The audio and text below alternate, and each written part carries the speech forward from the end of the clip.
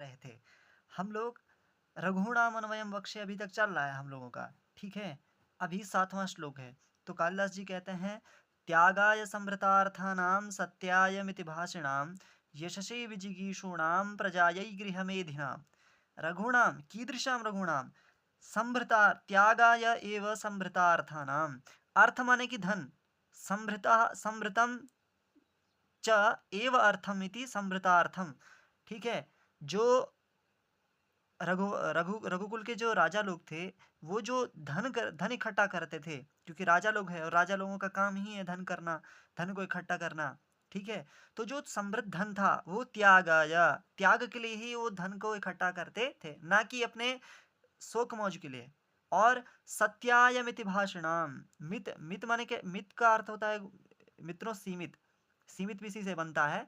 मित का मतलब एक एक निश्चित, भाषिणाम इत्युक्ते बोलने वाले, जो ना तो ज्यादा बोले ना तो कम बोले, एकदम सीमित बोले, है ना? अपनी मर्यादा में रह करके एकदम सीमित बोले। ऐसे और सीमित क्यों बोलते थे भैया?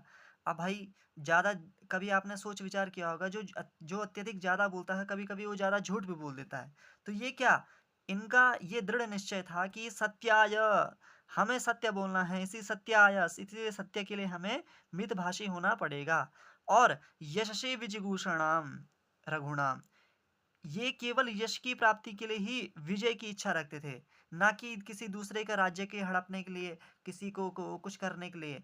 अपितु किस चीज के लिए? ये केवल यश माने कीर्ति, कीर्ति के लिए ही ये केवल विजिगीषु रहते थे। और प्रजायै गृहमेधिनाम, प्रजा, प्रजा माने कि संतान, ठीक है? ये फिर प्रजा का अर्थ जो अपनी प्रजा, जो अपनी प्रजा रहती है राजा की, तो प्रजा का कल्याण हो, मुझ जैसा राजा एक और भविष्य में उत्पन्न हो, इसीलिए, इसीलिए प्रजा का कल्याण के लिए क्या, गृह मेधिनाम, ये गृहस्थ आश्रम का प्रयोग करते थे। यानी कि मेधि संगमे धातु है मित्रों, तो माने कि घर का साथ माने कि गृहस्थ जीवन, इससे पूरा अर्थ यही आएगा कि गृहस्थ जीवन में इसीलिए जाते थे ताकि प्रजा का कल्याण हो।